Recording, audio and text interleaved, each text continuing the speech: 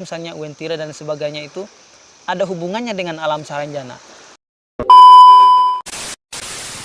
Nah, jadi di Gunung Saranjana itu memiliki beberapa pintu. Misalnya pintunya yang di goa. Nanti saya tunjukkan kalau saya masih punya videonya ya, karena masih banyak video yang saya hapus.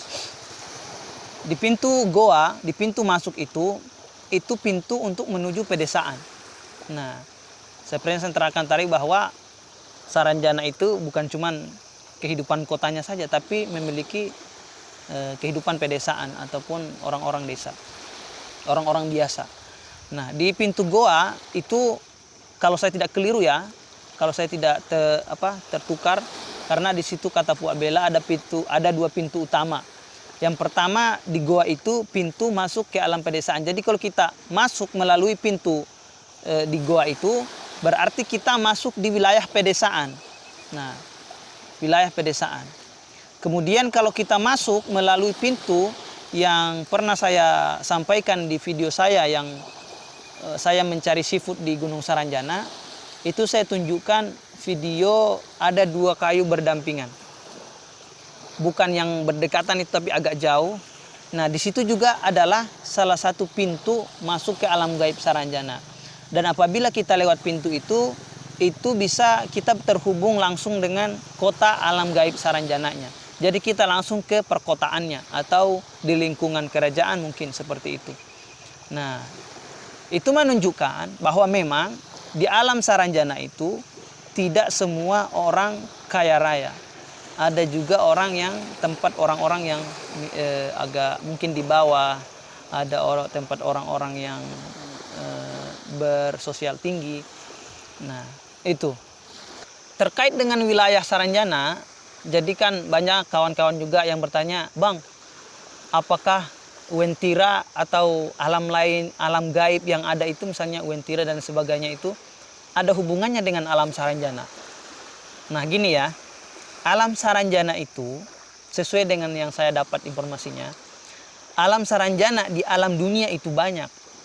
Bukan cuman Saranjana, tapi juga ada semacam Uwentira atau di alam gaib yang lain, di tempat-tempat yang lain itu banyak. Tapi namanya bukan Saranjana. Tapi sama statusnya. Alam gaibnya itu sama. Mungkin kalau ada yang bilang dimensi kelima, ya itu setara dengan dimensi kelima semuanya. Karena wilayah Saranjana itu tidak di seluruh dunia, tidak. Tapi hanya berada di Kalimantan Selatan saja. Mungkin sampai batas wilayah Kabupaten Kota Baru ini aja. Kemudian mungkin sedikit agak ke Banjarmasin, tapi tidak sampai Banjarmasin kayaknya. Nah, itu adalah wilayah Saranjana, alam gaibnya Saranjana. Jadi adapun misalnya ada yang di Jawa, ada yang di Kabupaten Banjar, ada yang di Sulawesi, ada yang di Bali atau di luar negeri yang lain, itu juga ada alam gaib. Nah, alam gaib inilah, alam gaib Saranjana dengan alam gaib yang lain inilah, itu sama dengan kita misalnya Provinsi Kalimantan Selatan berdampingan dengan Kalimantan Barat, Kalimantan Utara, Kalimantan Timur, kemudian ke Sulawesi, ke Jawa, ke Jakarta. Nah, itu kan punya wilayah masing-masing, tapi tetap satu dunia. Begitupun juga dengan alam gaib Saranjana. Ada tempat masing-masing, tapi masih dalam koridor yang alam gaib yang sama. Sehingga alam gaib inilah, pemerintahan alam gaib inilah juga yang mengakibatkan mereka hidup. Mereka berinteraksi, mereka melakukan sebuah kolaborasi bisnis. Sama dengan kita misalnya di kabupaten ada pemerintahan kabupaten. Kemudian provinsi juga ada pemerintahan provinsi. Nah, di luar negeri pun ada pemerintahan luar negerinya bagaimana. Tapi Indonesia dengan misalnya Amerika itu bisa bekerja sama dalam hal misalnya impor atau ekspor barang. Sama halnya dengan alam gaib, khususnya di alam gaib Saranjana. Karena informasi yang saya dapat bahwa alam gaib Saranjana ini di sekitaran Kabupaten Kota Baru ini saja. Adapun alam gaib yang lain itu ya hubungannya sama-sama dengan hubungannya alam gaib. Jadi misalnya kita masuk di alam gaib Jawa misalnya, kira-kira bisa nggak kita tembus ke alam gaib Saranjana? Ya bisa saja.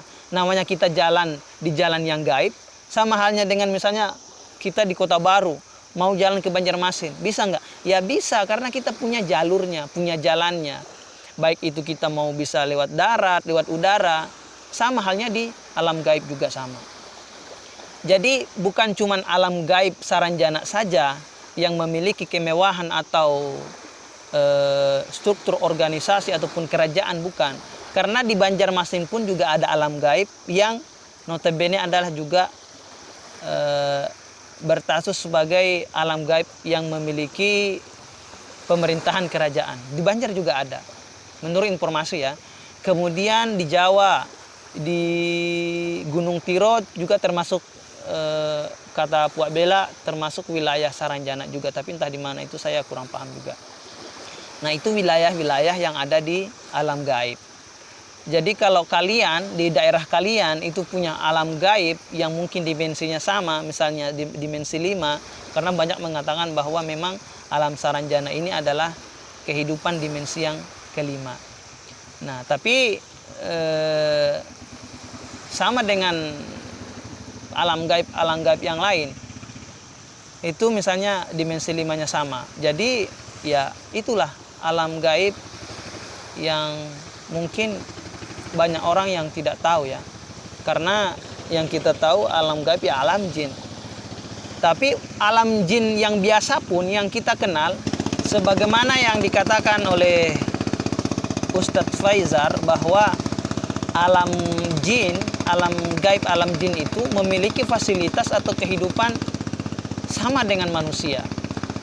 Memiliki fasilitas yang sama dengan manusia, bahkan kehidupannya juga sama. Dan jin-jin atau jin yang pernah kita lihat, misalnya seperti pocong, seperti genderowo atau kuntilanak, itu adalah replika saja. Bentuk mereka atau alam jin itu, bentuk jin itu tidak seperti itu. Tapi mungkin bisa kalian cek di YouTube-nya Ustadz Faizar sendiri ya, tentang alam jin itu, mengupas tuntas tentang alam jin ya. Itu masih mungkin ada kaitannya dengan alam gaib Saranjana dan alam gaib yang lain.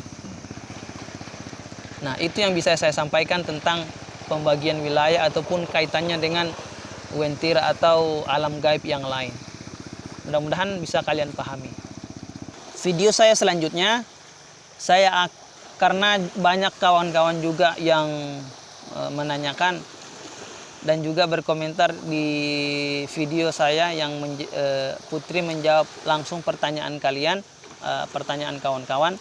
Saya di video selanjutnya saya akan coba untuk menyampaikan tentang siapa sebenarnya Putri yang menelpon itu. Karena walaupun sebenarnya saya tidak diizinkan untuk menyampaikan sesuatu tentang beliau, tapi menurut saya tidak mengapa saya sampaikan, tapi hanya istilahnya sekedar tahu saja. Karena saya pun tidak tahu nama aslinya siapa, dari keturunan mana, kemudian sekarang tinggal di mana, saya pun tidak tahu. Tapi saya akan memberikan sebuah bayangan di mana kita bisa berpikir, oh ternyata kenapa jawabannya selalu seperti itu, selalu mengatakan seperti itu, karena oh ternyata begini. Saya tidak ingin membuat kalian bingung, kenapa begini. Nah, di video selanjutnya saya akan coba untuk memaparkan sebenarnya Putri itu siapa, kemudian ya seputar itulah. Bagaimana saya bisa berhubungan dengan dia waktu itu akan saya coba terangkan, mudah-mudahan bisa kalian pahami sehingga kalian tidak lagi berpikir, wah ini kita dibohongi, ini kenapa bisa begini dan begini. Mudah-mudahan dengan video selanjutnya saya bisa menerangkan hal itu dan kalian pun tidak merasa bahwa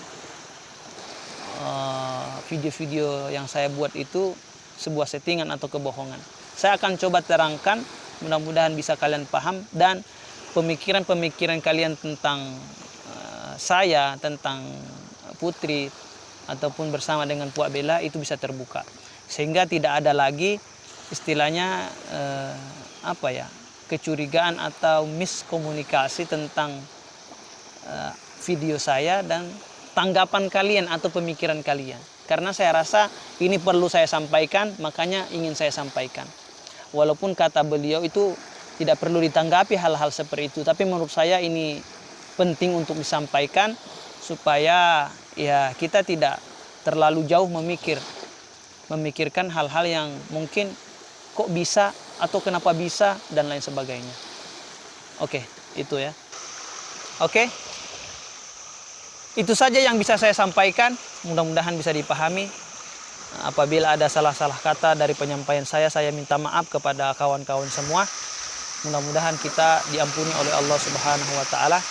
Saya akhiri dengan ucapan Assalamualaikum warahmatullahi wabarakatuh.